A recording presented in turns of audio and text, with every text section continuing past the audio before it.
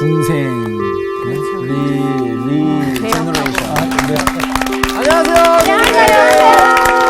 안녕하세요. 네. 아이고. 한 주 만에 또다시 이렇게 만나서 반갑습니다. 반갑습니다. 네. 반갑습니다. 이제 16강자로 진행된 예수는 누구인가? 네. 이 강의 오늘 이제 마지막 강의입니다. 와. 빨리 지나갔어요? 약간 서운하다. 야, 하품했어요. 네. 아니, 선생님께서 맨 처음에 이 예수는 누구인가 강의를 통해서 예수님을 이제 우리가 그냥 2D로 보는 게 아니라 3D, 4D로 볼 수 있다. 입체적으로. 근데 저는 이번 시간을 통해서 굉장히 많이 느꼈어요, 진짜 그런 부분. 그러니까 진짜 성경 되게 보는 관점이 달라요. 그리고 넓게 보는 법을 배우는 것 같아요. 맞아. 이제 신앙과 이 역사를 같이 보면 네. 역사 없는 신앙은 말하자면 너무 영적이고 네. 비현실적이기가 쉬워요. 네. 그래서 이제 이제 SF 신앙이 된다고.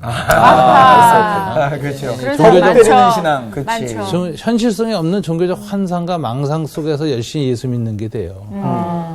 그래서 이제 이 역사라고 하는 우리 인간의 삶의 자리, 이 속에서 우리의 신앙을 어떻게 할 것이냐 생각하려면 네.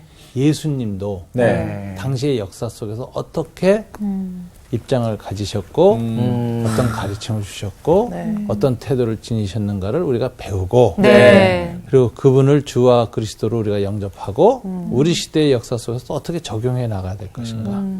이걸 해야 이제 역사 의식이 있는 그리스도인 또는 역사를 바꾸는 그리스도인 또 아주 현실 속에서 주님의 살아계심을 드러낼 수 있는 정말 빛과 소금이 되는 그리스도인이 될 수 있습니다. 네. 그게 아마 이번 강의의 목적이었는데 여러분들에게 도움이 됐다니까 네. 저도 뭐 아주 좋습니다. 엄청 도움됐습니다. 오늘 수업 예수는 누구인가 16강 현대 기독교와 예수의 평화.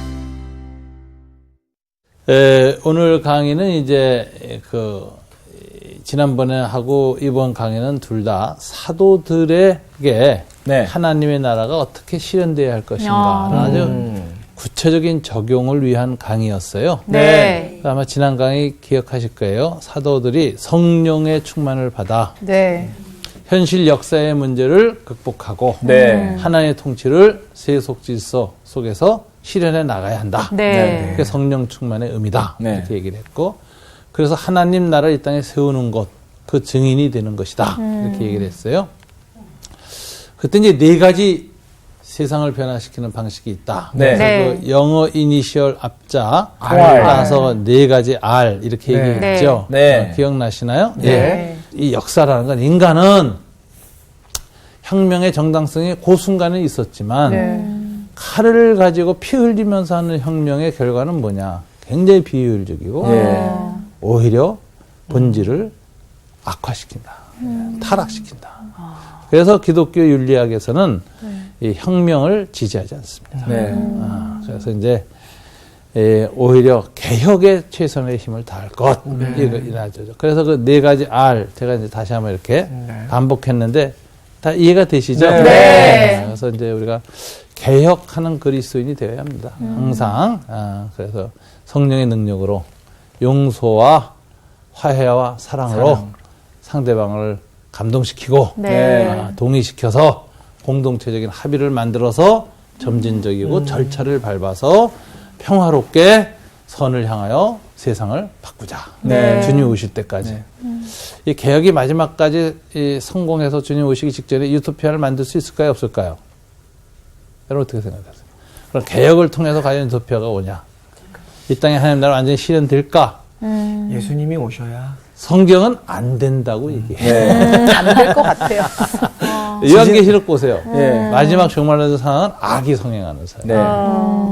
그러니까 이 개혁은 하나님이 우리에게 주신 마땅히 해야 할 하나님 나라를 실현하기 위한 과정에서 우리가 최선의 노력을 다하는 거지만 네. 인간의 타락과 악이 얼마나 강한지 성령 안에서의 개혁만으로도 완전히 세상 못 바꾼다는 걸 알고 해야 돼요. 네. 이게 어떤 태도냐? 이걸 비관주의라고 그래요. 우리는 역사의 미래를 내다볼 때 낙관적이지 않다. 우리가 노력한 대로 다 잘 되지 않는다. 네. 아무리 노력하고 개혁하고 몸부림쳐도 역사는 어두움과 악으로 끝날 것이다. 우리가 아는 거예요. 이걸 선지자적 비관주의라고 해요. 네.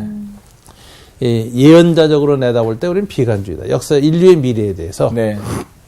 그러면 왜 비관주의가 필요한가? 비관주의는 어떤 장점이 있느냐? 낙관주의는요, 안 될 때 좌절해요. 금방 그렇죠. 포기해. 아유, 틀렸다. 근데 비관주의는 어떻게 될까요? 이룰 줄 알았다. 이럴 줄 성경이 이렇게 말했어. 우리가 죽어라 하고 개혁하지만 안 될 줄 우리 다 알고 있었어. 그럼 왜 해? 하나님의 명령이니까. 결과에 상관없이 우린 계속 간다. 네. 선생님 그러면 그런 상황에 아휴, 자포자기하고 안 하는 것도 그것도 죄인 그것도 거죠. 순종하지 않는 거지. 하나님 선지자를 왜 보내요? 네. 이스라엘 백성 회개한다고? 아니, 회개하지 않을 걸 알면서도 이스라엘을 보내요. 네. 그래서 오히려 가서 죽임을 당하죠. 그래도 주님이 가라 그래. 누가 나를 위하여 갈 거야. 이게 무슨 소리야? 선지자들은 자신의 꿈이 실현되거나 자신의 노력이 열매를 거두는 성공을 위해서 가는 게 아니라 누구를 위하여? 하나님을 위하여. 실패해도 가야 돼. 네. 그러면 이제 그 악한 놈들이 이제 나중에 이제 하나님께 심판받을 때 그런다고. 하나님, 우리가 죄 지을 때, 하나님은 아무 말도 안 하시고 그냥 침묵하고 방관해서 우리가 죄 지은 거지, 우리가 심판받아야 될 이유가 뭐가 있습니까? 그럴 거 아니에요? 네. 야, 내가 이사야 보냈잖아. 근데 너희 안 들었잖아. 그래서 너희 멸망당한 거야. 이렇게 얘기하신다는 거예요. 그럼 이사야 선지자 이런 사람이 안날이 캄캄하고 안 들을 거 알고 저항하고 오히려 자기가 죽을 걸 알면서도 가는 이유는 뭘까요? 누가 나를 위하여 갈고 하나님의 정의를 위하여 마지막 보루로 가는 거예요. 그러니까 예수님도 십자가에 와서 마지막으로 죽으시는 거예요. 하나님의 사랑, 용서를 마지막으로라도 증거하기 위해서 오신 거예요. 네. 이게 비관주의의 장점이라는 거예요. 낙관적인 사람 좋지만 거시적으로 보면 인류 역사는 비관적으로 끝납니다. 악하고 완악해지고 더 타락하고 음란하고 악한 세상으로 변할 거예요. 그러나 그리스도인은 거기에 절망하지 않아요. 왜? 그런 줄 알았어요. 알았기 때문에. 그럼 마지막에는 그 끄트머리에 이 비관이 확 순간적으로 바뀌면서 승리의 함성으로 바뀐다고 알아요. 뭐 때문에? 주님의 재림 때문에. 네. 그래서 이런 이 선지자적 비관주의가 오히려 어둠의 시대를 한복판을 뚫고 살아가는데 더 유익하다. 이것도 참, 예. 성공과 결과를 위해서 살지 말자. 마땅히 가야 할 길이라면 실패가 있어도 끝까지 가는 것. 네. 그래서 울면서 씨를 뿌리는 자는 이렇게 얘기하는 거예요. 이게 이제 우리 기독교인의 삶의 태도다라는 거예요. 네, 이게 이제 주님이 가르쳐 주신 종말론적인 우리의 삶의 자세, 그리스도인의. 그래서 이게 아주 중요한 하늘의 밀처럼 사는 거죠. 자, 네. 오늘 좀 강의 내용이 이 예수님의 이 평화, 예수님의 사랑, 용서를 역사 속에서 이제 어떻게 교회가 실천해 왔나. 지난번 사도까지는 얘기했어요. 성경지만. 네. 네. 그럼 이제 교회 시대를 좀 정돈하게 2000년. 첫째는 초대교회 시대. BC 그 4년에 예수님이 오셨고, 네. BC 30년에 예수님 죽으셨고 부활하셨고 승천하셨어요. 네. 그리고 그부터 약 AD 4년까지 콘스탄틴 대제가 기독교를 이제 정말 이렇게 공인하기까지 이걸 초대교회 시대라 그래. 네. 이때는 목사님 그 BC 30년에 가신 건가요? 네. AD. AD. 아이고 어이. 감사합니다. 잘 보고 네. 있어요. 졸업해야 되는 거 아니에요? 졸업식. 잘 배워서. 자, 초대교회. 이때는 이제 지도자들이 주로 뭐냐면 교황 체제가 완성이 안 됐어요. 네. 중세 이제 로마 제국화에서 이제 완성되는데 이때는 주로 사도들의 제자들 속사도라 그랬어. 속사도의 제자를 교부들이라 그랬어. 그리고 이제 각 지역에 소위 이제 그 교회 지도자들, 네. 뭐 이런 식으로 이제 초대 기독교 사회가 있었는데 이때는 예수님의 비폭력 평화, 이거 예수의 평화라 그래요.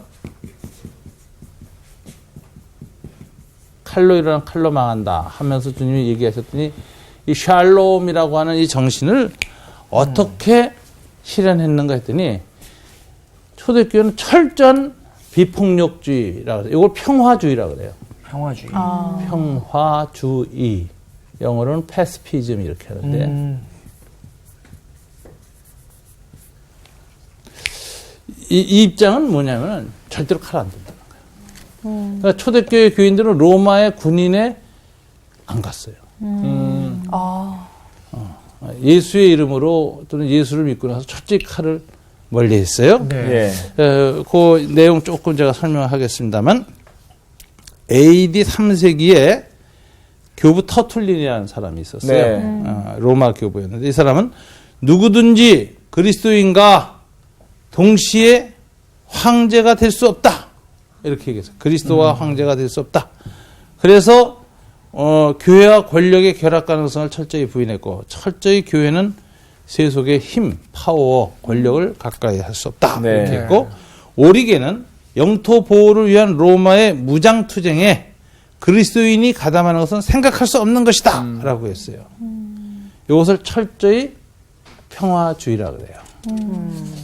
그래서 요걸 잘 이해해요. 이 기독교의 오늘날에서도 평화운동하는 기독교인들이 대부분 이걸 취하고요. 어떤 종파에서는 또 이제 집총 거부하죠. 네. 어떤 사람은 집총만 거부하지 군대는 간다. 네. 그래서 핵소고지라는 영화를 보면 네. 안식교 교인이 가서 총은 안 들어. 뭐 하죠? 간호병. 맞아요. 이런 식의 평화주의 노선을 취하는 기독교 전통이 쫙 있습니다. 이거 오래된 거 2000년 된 거예요.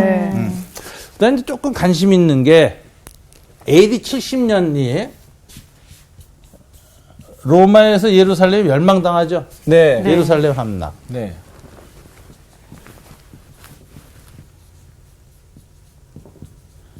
이때 예루살렘에 있던 유대인들은 다 열심당하고 동조해서 로마하고 무장투쟁 들어갔습니다. 네. 근데 예수님이 열심당 지도자라고 달랐다 그랬죠. 네. 그래서 이 사도들과 제자 공동체는 다른 태도를 갖고 있었어요. 그럼 예루살렘에 있던 기독교인들, 예수 교인들, 크리스찬, 예루살렘에 있던 네. 이때 자기 민족이 로마 독립전쟁을 하고 있는데 네. 그때 있던 기독교인은 어떤 태도를 취했을까? 이거 궁금하잖아요. 네. 그 당시에 예수의 제자들.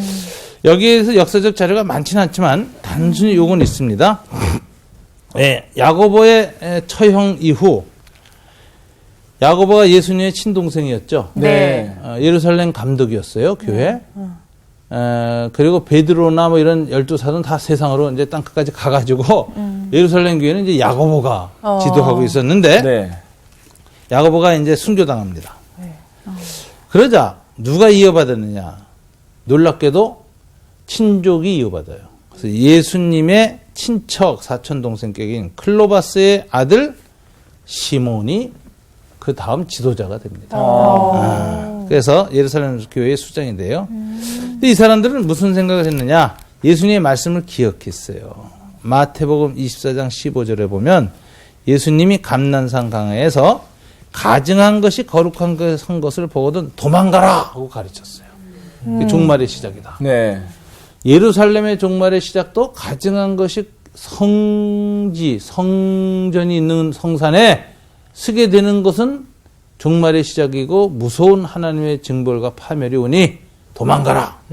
이렇게 얘기를 했거든요. 네. 근데 로마 군대가 예루살렘을 공격할 때 이 말씀을 기억하고 초대교회 지도자들은 예루살렘을 떠나기로 작정합니다. 그래서 이 사람이 다 떠나요.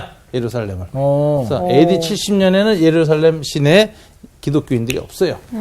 이 사람들이 펠라라는 지금 요르단 지역에 있는 도시예요. 펠라로 집단 이주를 해서 거기서 새로운 공동체를 건설해요. 그래서 거기에서 이제 자기네 신앙을 유지합니다. 자, 이 사람들은 이제 어떻게 받게 되게 유세비우스라는 사람의 그 교회사에 기록되어 있는 초대교회 교회 역사가의 증언인데 도미티안 황제 치하 때 그러니까 AD 81년부터 96년이에요. 그러니까 예루살렘 멸망되고 나서 저항하지 않고 도망갔던 이 기독교 계통의 유대인들은 황제로부터 신문을 받아 예수의 친척들이 무죄 판명받고 풀려납니다. 그리고 이제 107년, 이제 AD 70년 함락되고 나서 37년 지나죠? 네. 경우 지도자 시몬은 유대교의 한 분파이며 이단이라는 제목으로 처형이 됩니다. 로마로부터. 네. 근데 이렇게 그 펠라로 도망간 공동체는 그럼 언제까지 이걸 유지하고 있었느냐? 자, 시몬이 107년에 죽었다 그랬죠. 네. 8년 후에 115년에 유대인의 로마에 대한 새로운 무장투쟁이 일어나요. 바흐 코흐바라는 사람이에요. 네. 이 사람이 초기 전투에 승리해요. 오. 그래서 그때까지 열심당에 동조 안 했던 쿰남파라고 하는 그 유대의 한 분파가 있어요. 네. 그 지금도 예루살렘 가면 쿰남 공동체가 나오거든요. 오. 그 사람들은 항상 빛과 어둠의 전쟁을 준비하는 영적 전쟁이라는 신학이 있었어요. 그래서 이제 마지막에 빛과 어둠의 마지막 전쟁에는 우리가 빛의 자녀가 돼서 싸워야 된다. 그래가지고 성경 두루마리와 더불어 칼이 많이 발견돼요. 이 도자기 속에서 이 사람들이 이 열심당 지도자는 메시아가 아니다. 네. 예수도 메시아가 아니고 그리고 기다려요. 그러다가 이 장고 끝에 악수 둔다고 바흐 코흐바를 메시아로 인정합니다. 그 사람들 칼 들고 나와요. 그래서 다 죽죠. 어디서 죽어요? 마세다 요새에서. 마사다 요새에서 다 저항하다가 마지막에 더 이상 싸울 수가 없으니까 자기의 가족들하고 예. 마지막 남은 저항을 서로 자식들하고 아내를 다 먼저 찔러 죽이고 아이고. 자기네끼리 서로 찔러 죽여서 다 죽어요.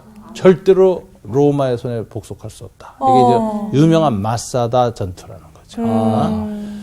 그 마사다 전투의 마지막까지 남았던 저항군의 장군들 가운데 쿰남 출신이 많아요. 그러니까 이게 이 기도원파가 한번 무섭게 칼 들면 무서운 거야.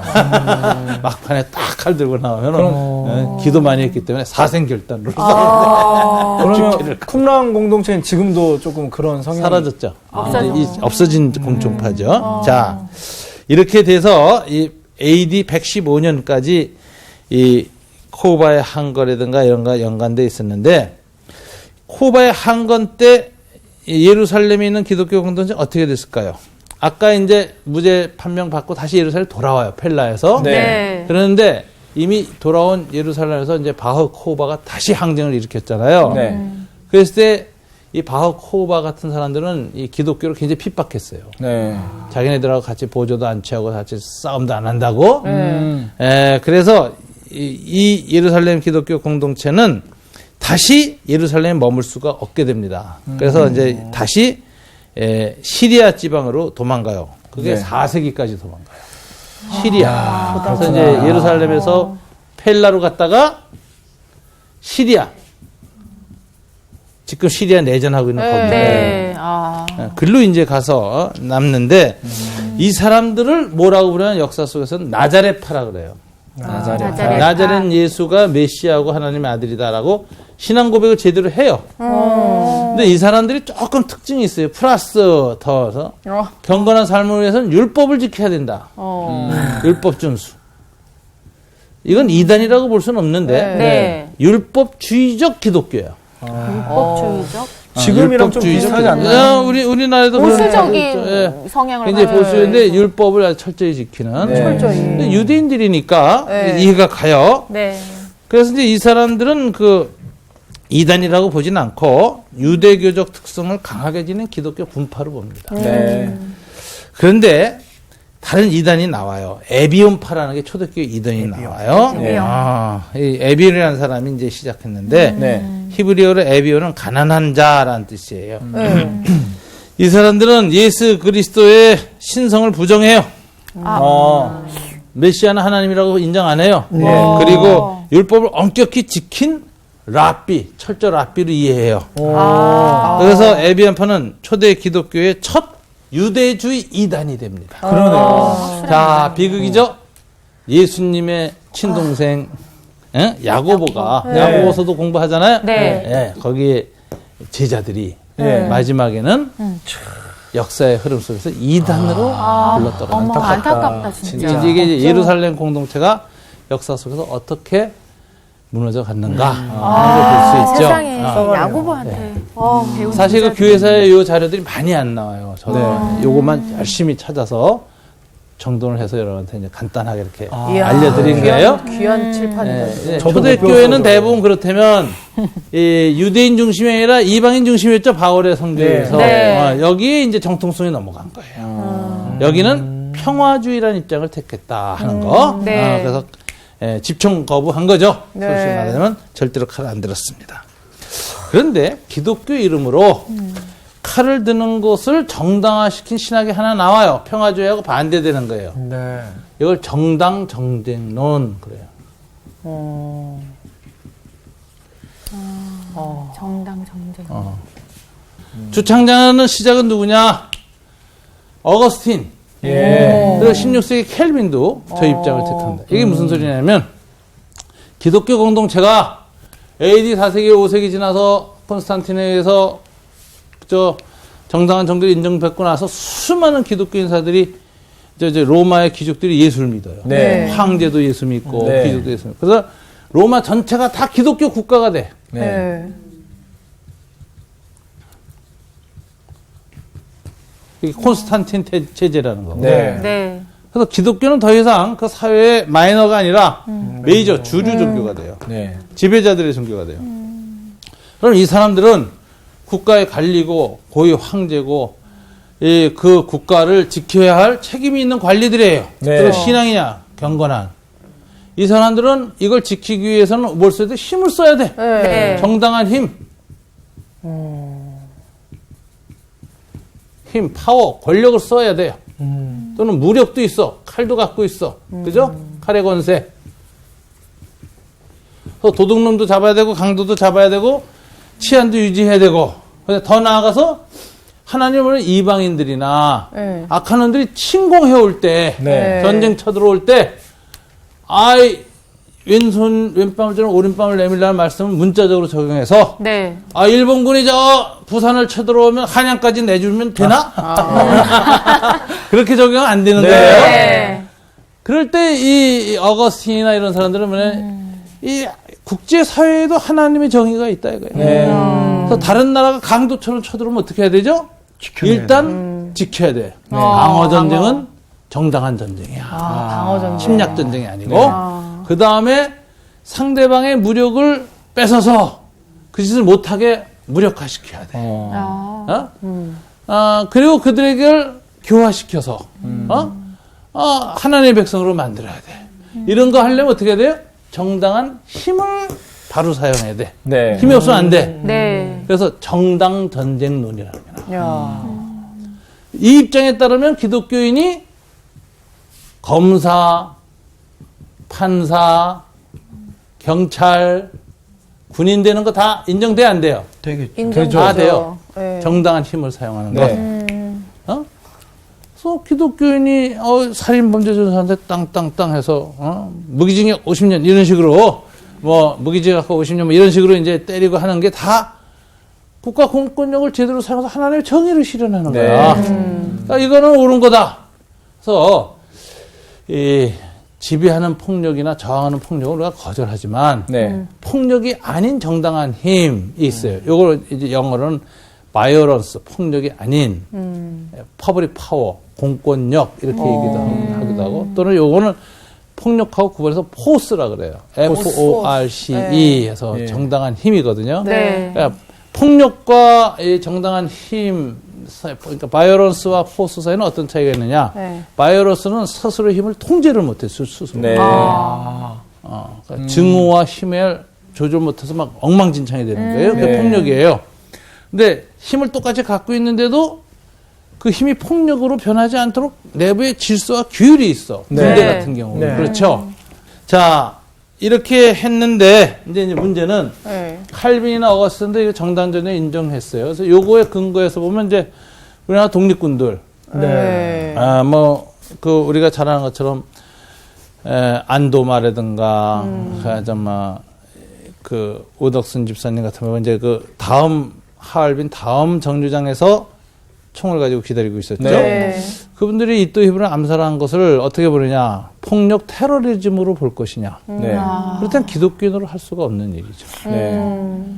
그런데 이제 안중근이 일본 여성 감옥에서 재판받고 할 때 판사가 묻습니다. 그대는 세례명이 도마 아닌가? 네. 천주교인이고 그리스도인인가? 네. 근데 어떻게 살인하지 말라는 계명을 어기고 이또 히브를 암살하는 이런 아주 난처한 질문을 합니다. 네. 그때 어떻게 대답했을까요? 여성 감옥 기록에 나와요. 재판 기록에.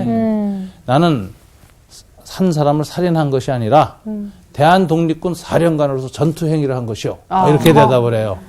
이게 유명한 전당정쟁론 이론이라.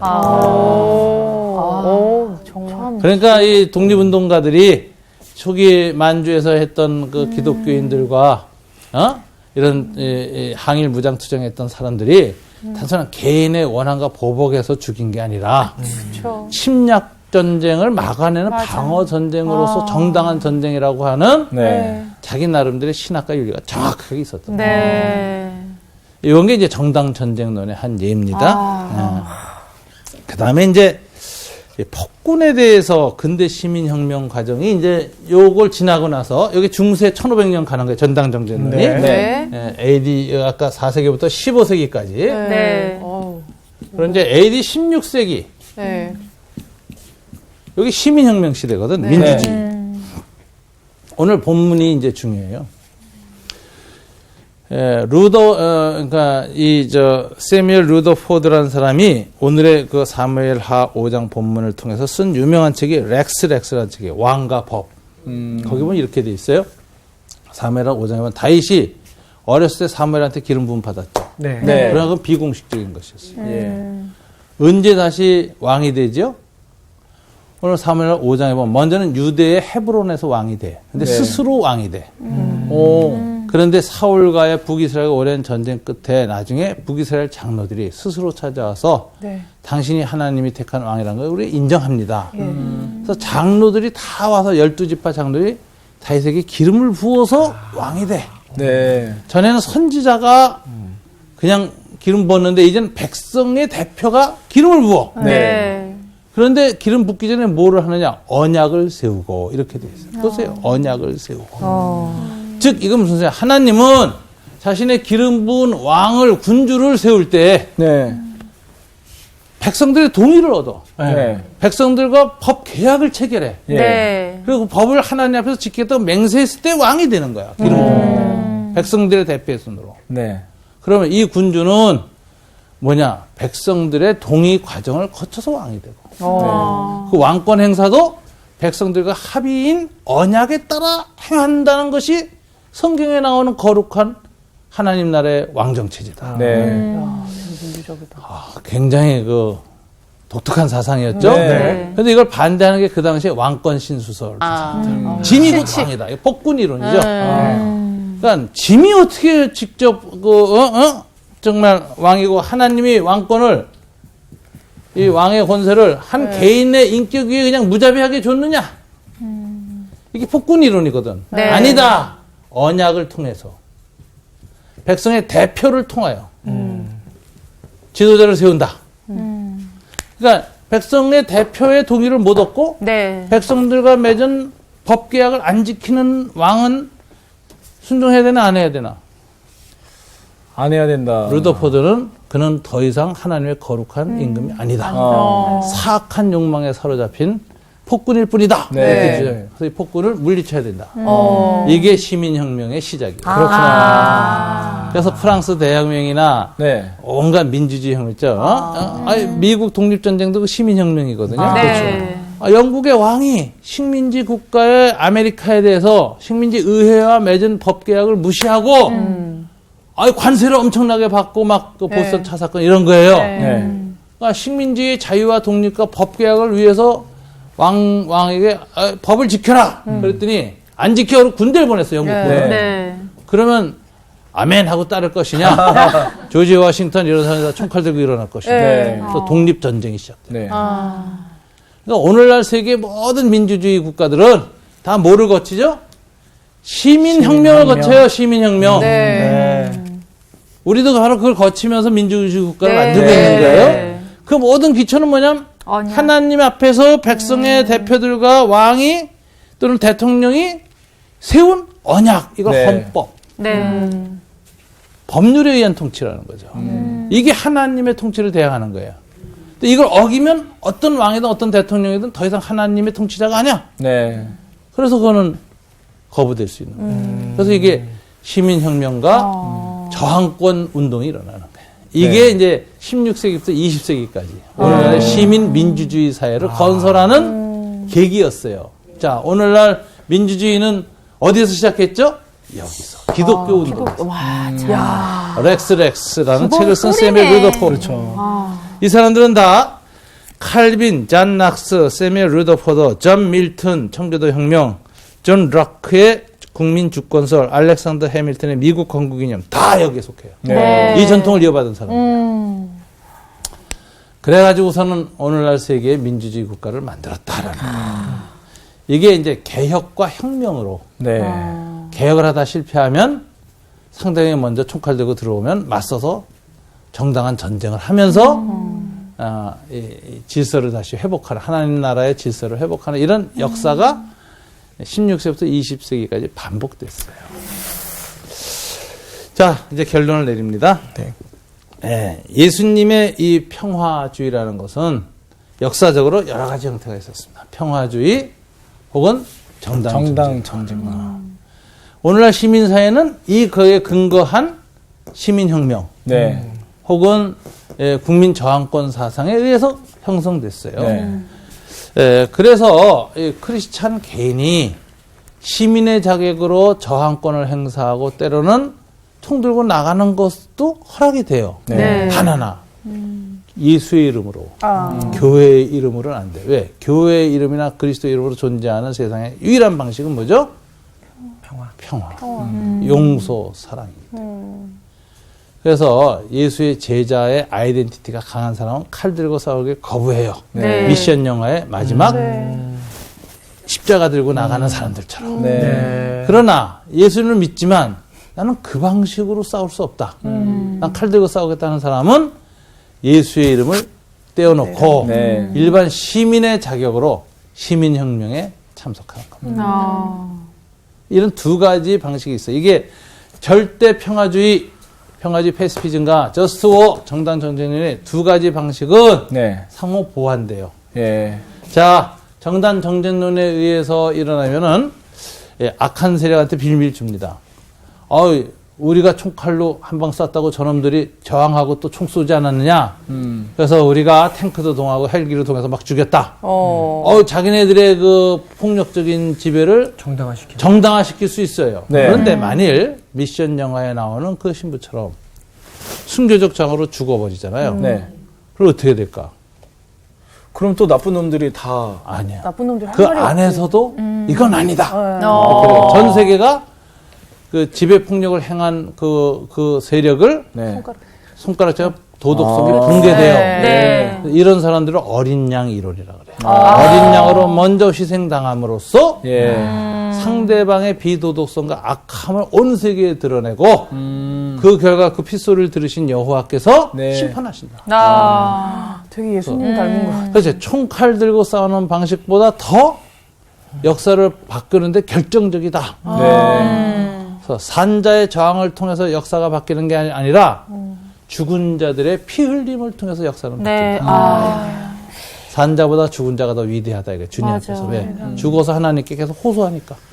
의인들의 pit소리, 순교자들의 핏소리를 들으시고 하나님 때가 되면 바꾸시는 거예요. 때와 기한은 아버지께 속하였나니. 그래가지고 악한 자들의 악을 물리치세요.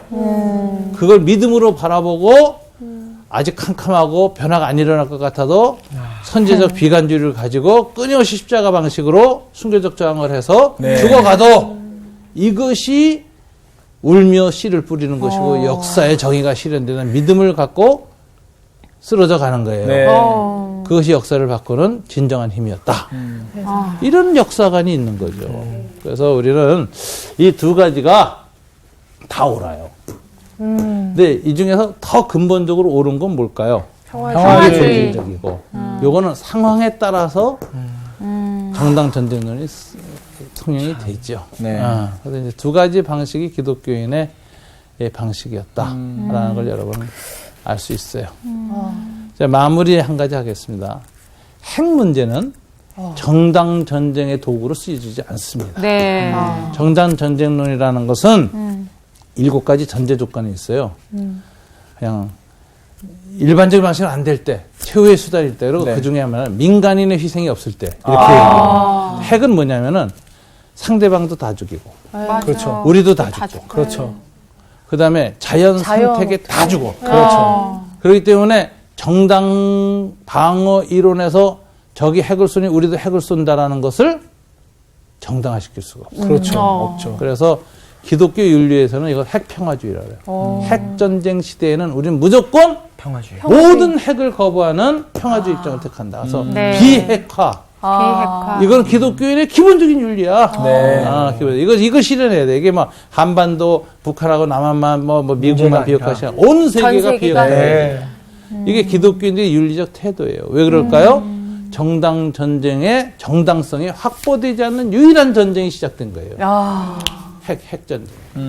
이건 어떤 걸로도 먼저 쏘는 것도 맞받아서 대응 공격하는 것도 인정이 안 돼요. 네. 그래서 기독교인들은 이 핵 시대에는 추구해야 될 기도가 뭐죠? 비핵화. 네. 전 세계의 비핵화를 위해서 기도해요. 네. 이제 이 핵공포 시대에 사는 기독교인의 윤리라고 보는 거예요.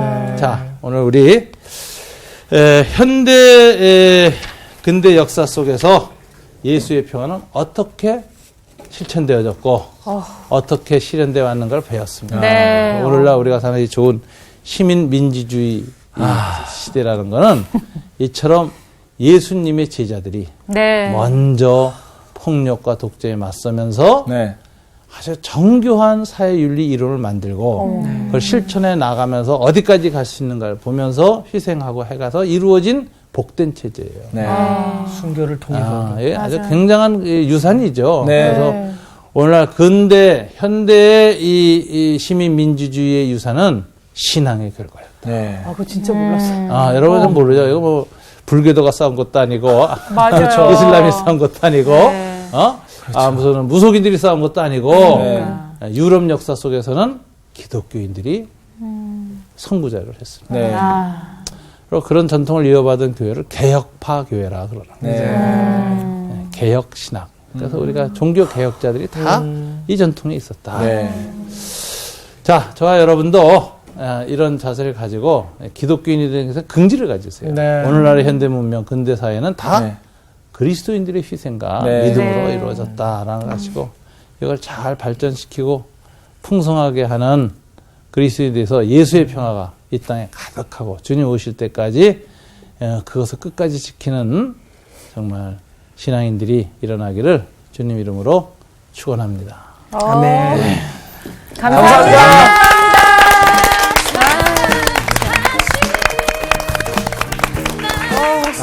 진짜 오늘도 충격적인가요? 충격받았어요. 너무 많은 충격들이 있어서. 엄청나게 큰 충격이었던 이유가 뭐냐면 분명히 오늘 그 성서학당 시간에 세계사 수업을 들은 것 같은 그런 느낌이에요. 늘 이무식 선생님 시간엔 그랬던 것 같아요. 네, 세계사 수업을 들었는데 이게 하나님 나라인 거예요. 지금도 역사하시는 그 하나님 더 기대가 되면서 이 시간 마무리가 더 막 심장이 쿵쾅쿵쾅하네요. 저는 그 세계사 속에서 네. 저를 좀 비춰보니까 아이가 이제 뭐 4살 뭐 이러니까 그쵸. 아이가 만약에 싸우고 들어오고 이럴 때 네. 어떻게 해야 될 것인가 또 그렇게 되게 막 접근해봤구나. 그렇게 접근을 하다 보니까 근데 야 저는 분노에 차서 먼저 때렸어. 너도 가서 주업 패! 막 이랬는데. 평화주의를 그치, 평화주의를 평화주의로. 잘 가르치고 네. 어떻게 하면 또 화목하게 기독교 정신을 가지고 살 수 있을지 다시 한번 생각하게 되는 수업이 있어요. 근데 형네 애나 저희 애나 네. 우리가 때리지 않게끔 조심시켜야 될 것 같아요. 근데 아멘. 먼저 때렸을 때는 네. 같이 때릴 수는 있다가지 정당 전쟁론인데. 그렇죠. 아, 그건 근데 그냥 이제 평화주의가 저는 평화주의로 예, 어떻게 하면 할 수 민간인의 있을까? 피해가 가니까 어떻게 키우는지 보겠습니다. 예, 제가. 핵폭탄으로 덤벼들어도 예, 우리는 그걸 같이 덤비는 것이 아니라 핵폭탄 결국, 없도록 없도록 애시당초 없도록 그러니까 저는 그런 생각했어요. 우리가 네. 참된 민주주의를 실현하기 위해서 뭐 얼마 전에 우리나라에서 또 촛불 집회도 네. 하고 여러 가지의 뭐 일들이 많았는데 정말 그 이면에 우리 기독교의 역할이 이렇게 컸었구나. 이게 씨앗이었구나. 그래서 우리 정말 믿는 사람들의 역할이 정말 크다. 반드시 희생이 따른다면 우리가 먼저 거기에 앞장서야겠다는 그런 생각이 들었어요. 맞아. 네. 전체적으로 지금 이제 예수님에 관한 그 강의 첫 회부터 마지막 회까지 네. 정신이 하나도 없을 정도로 네. 쇼킹했던 것 그렇죠. 같은데. 맞아.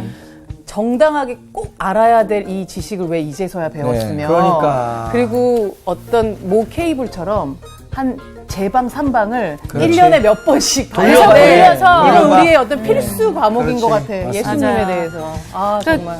오늘 이제 끝이죠. 예수님은 네. 누구인가. 진짜 이 제방 시- 3방 네. 있습니다. 이 시간을 통해서 우리가 진짜 예수님을 깊이 알게 되는 맞아요. 시간이었던 것 같아요. 네. 그럼 이제 알았으면 또 예수님의 예수님처럼- 삶을 본받으러 우리가 함께 나가야죠. 네. 평화.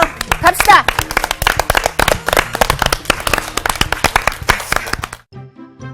이번 주 퀴즈입니다. 하나님께서 아모스 선지자에게 보이신 환상이 아닌 것은 무엇일까요? 1. 메뚜기 2. 다림줄 3. 끓는 가마 정답을 아시는 분은 CBS 성서학당 홈페이지에 정답을 올려주시거나 우편으로 보내주시면 됩니다. 선정되신 분들에게는 하나님의 말씀을 전 세계에 보급하는 대한성서공회에서 성경, 송태근 선생님의 교회가 알고 싶다, 김기석 선생님의 아욥, 예레미야 산책 끙끙 앓는 하나님, 성경 통독을 위한 최고의 자습서 성경 2.0 가운데 하나를 드립니다.